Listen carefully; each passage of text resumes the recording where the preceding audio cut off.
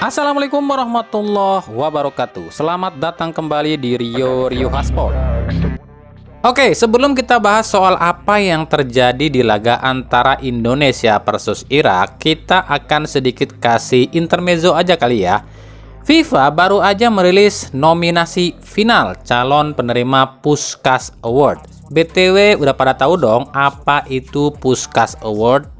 Puskás Award adalah penghargaan bagi pemain sepak bola yang mampu mencetak gol indah dalam satu tahun ini, baik itu di level timnas maupun klub. Nama Puskás Award sendiri diambil dari nama pemain asal Hungaria, yakni Ferenc Puskás.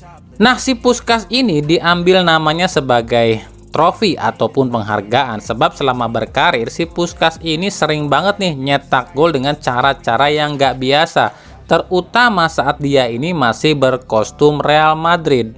Dari sejak tahun 2009 ini udah banyak banget nih pemain-pemain hebat yang mendapatkan penghargaan Puskás Award ini, seperti CR7, Neymar, Ibrahimovic, Heung-min Son, sampai yang terakhir adalah Eric Lamela di Tottenham Hotspur saat menjebol gawang Arsenal di tahun 2021 silam. Tahun ini, dari sejumlah finalis atau nominasi gol-gol indah yang terjadi selama tahun 2022 ini atau 2021-2022 ya, akhirnya FIFA ini menentukan 3 gol finalis yang paling dianggap tuh paling indah, meskipun menurut kami agak kurang setuju sih dari 3 nominasi ini. Yang pertama, gol Julio Enciso asal Paraguay di klub Brighton Albion ke gawang Manchester City. Yang kedua, golnya Guilherme Madruga asal Prancis ya di klub Botafogo saat menghadapi klub Nova Rizatino di Serie B Brazil. Yang ketiga, golnya Nuno Santos asal Portugal di klub Sporting Lisbon ke gawang Boa Vista. Menurut kami gol-gol ini indah, tapi coba deh kita bandingkan dengan gol yang dicetak pemain Persibo Bojonegoro di Liga 3 yang dicetak ke gawang Inter Pemuda Kediri. Gol ini dicetak oleh Ahmad Faisul.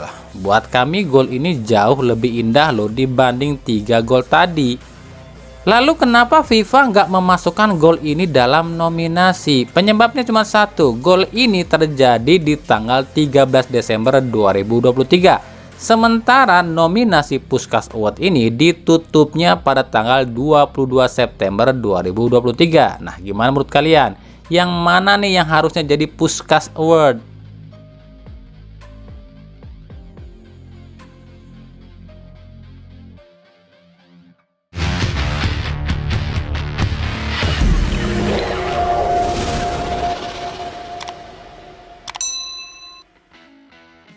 Menpora Dito Aryo Tejo memberikan keterangan soal proses naturalisasi 3 pemain yang diproyeksikan untuk ajang kualifikasi Piala Dunia 2026 di bulan Maret mendatang, yakni Tom Haye, Ragnar Uratmangun, dan Martin Paes.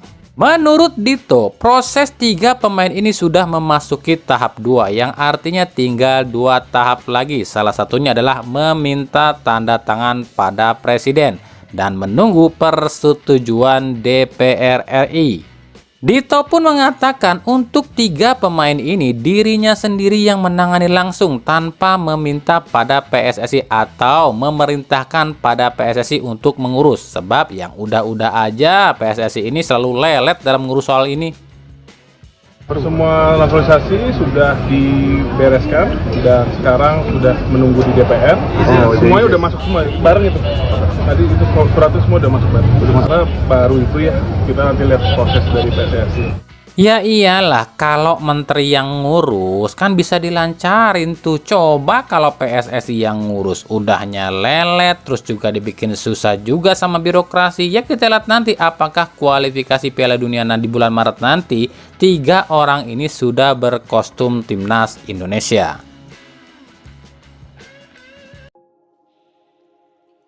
Kita ke berita klub aja ya. Kita mulai dari Persib Bandung. Ini sekaligus kita akan jawab pertanyaan di YouTube kami ya soal uji coba Persib nih. Masih banyak juga yang nanya ini ke kami.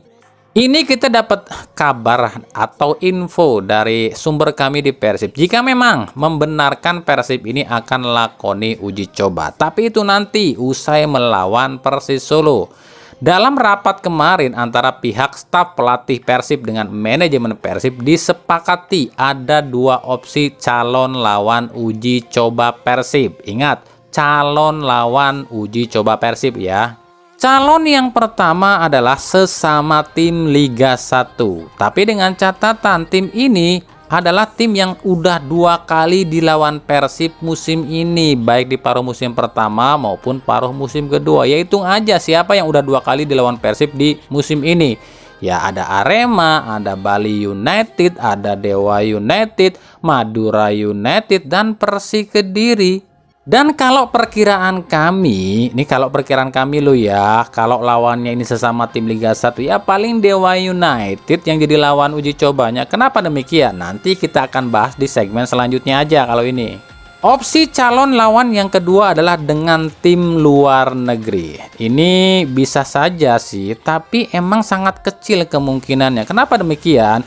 Sebab kalau uji coba ini dilakukan di bulan Februari, otomatis kompetisi di seluruh dunia udah jalan. Kalaupun ada tim luar negeri yang mau uji coba dengan Persib, palingan itu ada unsur kerjasama dalam soal bisnis. Nah, kita akan lihat nih, tim mana aja sih yang menjalani kerjasama bersama Persib di luar negeri. Kalau di Eropa udah jelas ada 2 tim, yakni Borussia Dortmund dan Inter Milan. Tapi ini agak mustahil deh kalau bulan-bulan ini.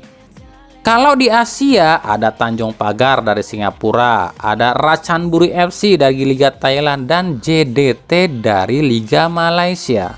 Jadi di sini kami tegaskan, kami nggak pernah menyebutkan siapa lawan uji coba Persib. Persib uji coba dengan tim mana? Kami nggak pernah menyebutkan. Kami cuma menyampaikan apa yang kami tahu. Soal siapa lawan uji coba Persib, jangankan kami, pihak pelatih atau staf pelatih Persib pun belum ada yang tahu. Sebab ini masih dibicarakan oleh pihak manajemen Persib. Jelas ya? Jadi di sini kami udah menjawab ya soal uji coba Persib yang nanya kemarin tuh di kolom komentar. Masa sih lu bang nggak tahu Persib mau uji coba? Bukan nggak tahu, semua orang juga tahu kalau Persib mau uji coba. Tapi siapa lawannya belum ada yang tahu. Sekarang gini deh, coba deh tunjukin sama kami satu bukti kalau orang Persib pernah bilang lawan uji coba tim anu.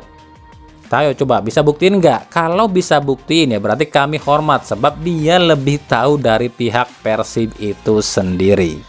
Jadi intinya apa? Sebelum diumumkan sama manajemen Persib ataupun di akun-akun sosial media Persib ya, kita semua nggak ada yang tahu, cuma bisa menebak-nebak tim anu, tim ini, tim itu, semuanya cuma tebakan. Kalaupun mereka benar-benar tahu tim itu adalah yang dituju oleh Persib, selama belum diumumkan oleh pihak Persib, kami atau kita semua mungkin masih 50-50. Jelas ya?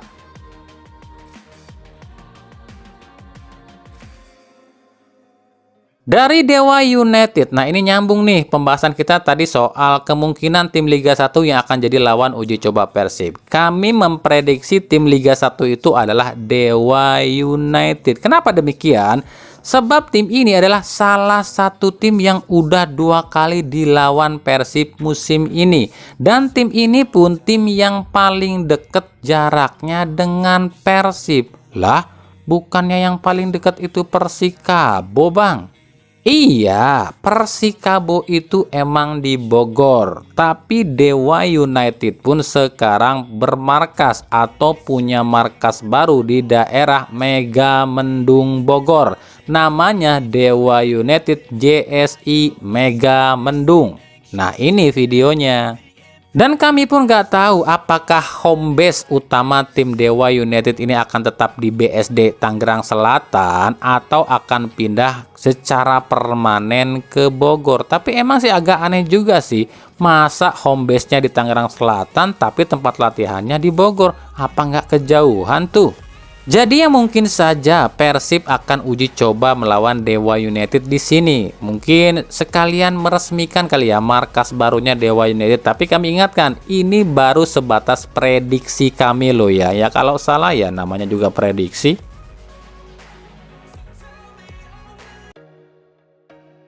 Dari Persebaya, striker utama PSIS Semarang, Cak Sodik.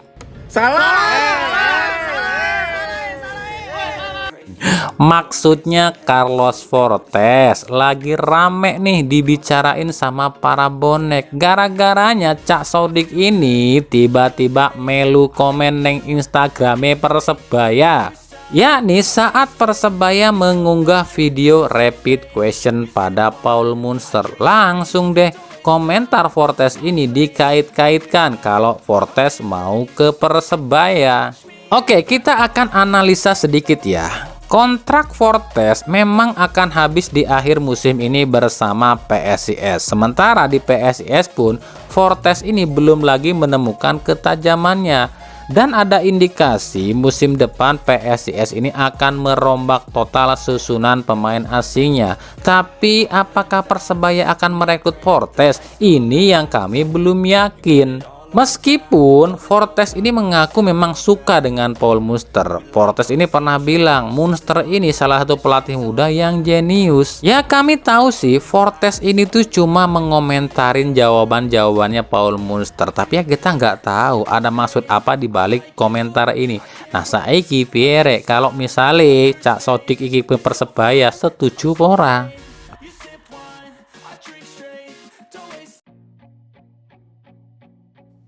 Oke, ini analisa kami soal laga perdana Timnas Indonesia versus Irak di Piala Asia.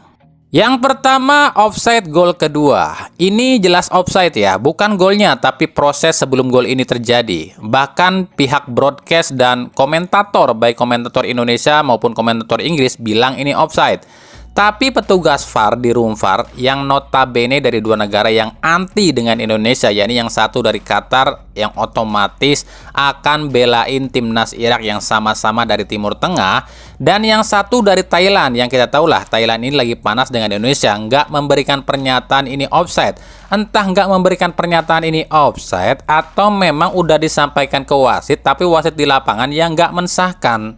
Nanti kalau ada yang berkomentar, alah masa perkara offset nggak offset aja diributin. Bukan masalah offset nggak offsetnya, tapi kalau gol ini nggak disahkan, otomatis mental para pemain kita ini nggak akan down. Sebab babak pertama akan berakhir 1-1, tapi lantaran gol ini disahkan, yang otomatis ada sedikit down di mental para pemain kita. Yang kedua, kesalahan yang paling fatal yang STY lakukan di laga ini adalah menarik Asnawi, tapi justru memasukkan Witan. Kami nggak bilang Witan jelek loh ya, tapi ketika Asnawi hilang di sisi pertahanan Indonesia, khususnya sebelah kanan yang ditempati Yakob di babak kedua, ini akhirnya jadi dieksploitasi. Sebab di babak pertama, sisi Asnawi dan Yakob ini saling mengisi, yang akhirnya ini pun kedodoran. Kalau STY ingin lebih nyerang dengan memasukkan penyerang, kenapa harus Witan? Kenapa nggak striker murni aja seperti Sananta misalnya?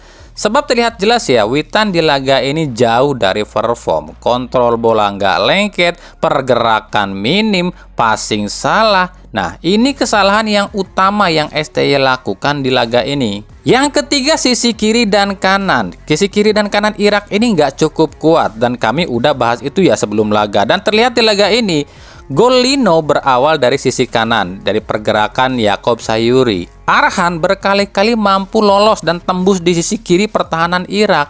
Kalau menurut kami ya, daripada memasukkan Witan buat menggempur sisi kiri dan kanan pertahanan Irak, yang mending memasukkan Saint Patinama atau Sandy Walsh yang bisa bergerak di sisi sayap. Yang keempat adalah jomplang. Saat Ivar Jenner dan Justin Hubner diduetkan di lini tengah, ini tempat terlihat cukup solid ya lini tengah Indonesia, mampu fight, keras. Tapi ketika digantikan oleh Klok dan Kambuaya, hancur lini tengah timnas kita. Yang kelima, ujung tombak. Tetap ya, Indonesia nggak punya ujung tombak. Struijk masih terlalu muda dan kurang kokoh. Sementara Dimas Derajat ya kita tahu lah di laga ini cuma lari-lari doang. Ya, ini semua cuma pandangan kami loh ya. Tapi atas hasil ini mengakibatkan ini adalah rekor terburuk sejarah timnas Indonesia sepanjang ikut gelaran ini. Sebab di 4 edisi sebelumnya Indonesia ini nggak pernah kalah di laga perdana. Kalau nanti banyak tim lokal pret yang menyalahkan Sintayong, ya silahkan saja. Tapi kenapa nggak ada yang mengkritik Witan? Kan pasti ada nih pemikiran, gara-gara makan mie instan nih. Tapi ya silakan, kalian boleh suka, boleh juga tidak atas pendapat kami.